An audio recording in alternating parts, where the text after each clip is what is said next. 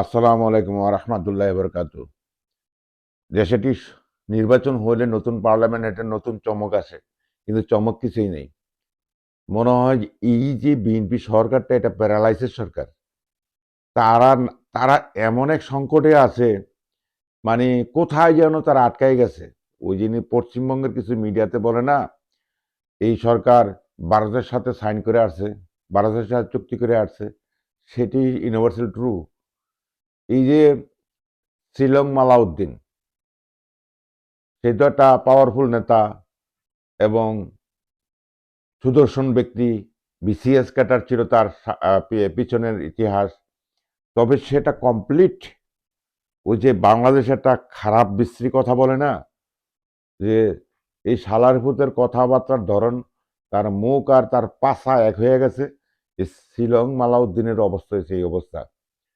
কারণ এই BNP parliament এই গতকাল পর্যন্ত দুইবার বসলো, কিন্তু আমাদের দুঃখ এবং পরিতাপের এবং জাতির জন্য অত্যন্ত হতাশাজনক সেটা হলো এই পার্লামেন্টে ফেসিস্ট স্বৈরাচার খুনি হাসিনা যে 16 বছর কি করলো সেই আমলনামা নিয়ে কিন্তু একটি বিএনপির নেতাও কোনো মুখ খোলে না। সেটা আমাদের এই জাতির জন্য দুর্ভাগ্য এবং এটা একটা অনসি সংকেত, এটা একটা বিপদ সংকেত। কারণ তারা বিচার চায় না। পৃথিবীর কোন ইতিহাস আছে, কোন দেশ আছে যেই দেশ একটা যদি সরকার গণহত্যাকারী হয় সেই সরকারকে আবার চিন্তা ভাবনা করে পুনর্বাসনের? এটা আমাদের জাতির জন্য অত্যন্ত লজ্জাজনক এবং অত্যন্ত দুঃখজনক, এবং এটা আমরা অসভ্য বর্বর জাতি হিসাবে পৃথিবীতে আমরা পরিচিত লাভ করবো যদি সেটি হয়।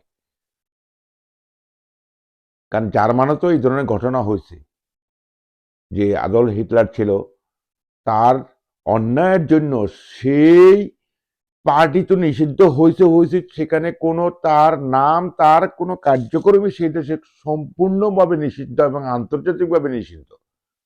কিন্তু বাংলাদেশে কেন হচ্ছে না? বাংলাদেশে কেন হচ্ছে না? জুলাইয়ের পর তো আমরা চিন্তা করছিলাম, ৩৪শে জুলাই আমরা চিন্তা করছিলাম আমরা ভারতকে, হিন্দুস্তানের আগ্রাসন থেকে আমরা মুক্ত হয়েছি, তাদের জুলুম অত্যাচার থেকে মুক্ত হয়েছি এবং আমরা ভারতীয় দালালকে বিদায় করতে সক্ষম হয়েছি। কিন্তু সেটা এখন আমরা নিরাশা ভোগ করতেছি। তাহলে কি আমাদের আবার সেই আন্দোলনের প্রয়োজন? যেমন আব্দুল মালেক সাহেব, গতকাল দেখলাম, আমার প্রিয় নেতা, যার যার নেতৃত্বে আমি 10 বছর রাজনীতি করছি লন্ডনে, সভাপতি আব্দুল মালেক সাহেব, সিলেট নিবাসী, তার যে স্পষ্ট বক্তব্য, এই বক্তব্যের মধ্যে বিএনপির একটা ঝলক বেরিয়ে আসছে। বিএনপির আদর্শ কি?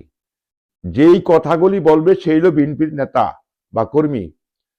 সে কমপ্লিট ফেসিস্ট হাসিনা বিরোধী বক্তব্য দিয়েছেন, সে কমপ্লিট ভারত বিরোধী বক্তব্য দিয়েছেন, সে কমপ্লিট অন্যায়ের বিরুদ্ধে বক্তব্য দিয়েছেন।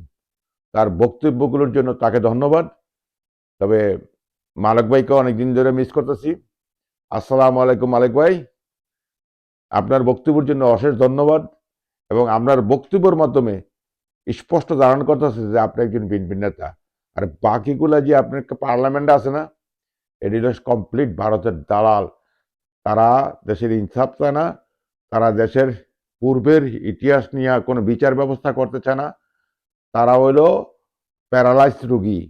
তারা না আমলিক, না হিন্দুস্তানি, না বাংলাদেশি, তারা হইল একটা কুখ্যাত লুটপাটকারী এবং নতুন রূপে নতুন দালালের আবির্ভাব বাংলাদেশে। সেটা হলো আবি, মানে Awami League BNP.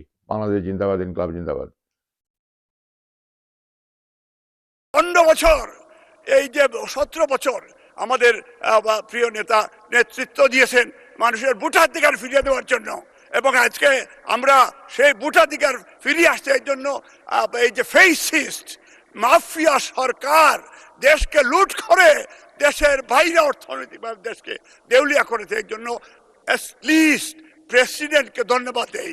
He is realised যে আমাদের দেশে লুট করেছে ফেসিস্টদেরকে, উনি ফেসিস্ট বলেছে এই মাফিয়া সরকারের বিরুদ্ধে। ধন্যবাদ, ধন্যবাদ মাননীয় সদস্য, ধন্যবাদ মাননীয় সদস্য।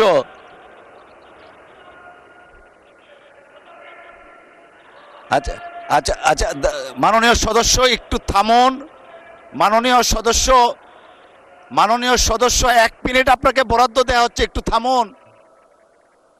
মাননীয় সদস্য, মাননীয় সদস্য, আপনি সুদূর লন্ডন থেকে এখানে এসছেন, ইলেকশন করেছেন, অনেক কথা বলার আছে। We do understand that. Considering all of the aspect 1 minute সময় অতিরিক্ত দেওয়া হলো, এখন বলুন আপনি দয়া করে। Thank you, thank you. 1-11 কথা বলতে চাই, এই কারণে আমাদের দেশের বিরুদ্ধে দেশি বিরোধী বিদেশি কনস্পিরেসি ছিল। আপনারা জানেন গত 15 বছর এই দেশের মানুষ সোজা দাঁড়াইতে পারে নাই। 19 বছর এই দেশে, এই যে বর্ডার ক্রস করে বিডিআর মেসাকার এই দেশের বিরুদ্ধে ষড়যন্ত্র করে, এই দেশের মুসলমান হিন্দুর বিরুদ্ধে, এই দেশের খ্রিস্টানের বিরুদ্ধে কনস্পিরেসি হয়েছে। আপনি ধর্মীয় বুক দেখলেই তারা জানে নাই এদের বিচার বাংলার জমিনে হইতে হবে। এদের জমিনার এই দেশের গণতন্ত্র পুনরুদ্ধারের লড়াই। আমরা আমাদের প্রাণপ্রিয় নেতা আজকের প্রধানমন্ত্রী, ওনাকে স্যালুট, যে ওনার যে ডিটারমিনেশন, এবং উনি বিভিন্ন এই যে বিবিসি প্যানোরামার ডাইরেক্টর বলেছে এই যুগের কার্ল মার্কস, দেশ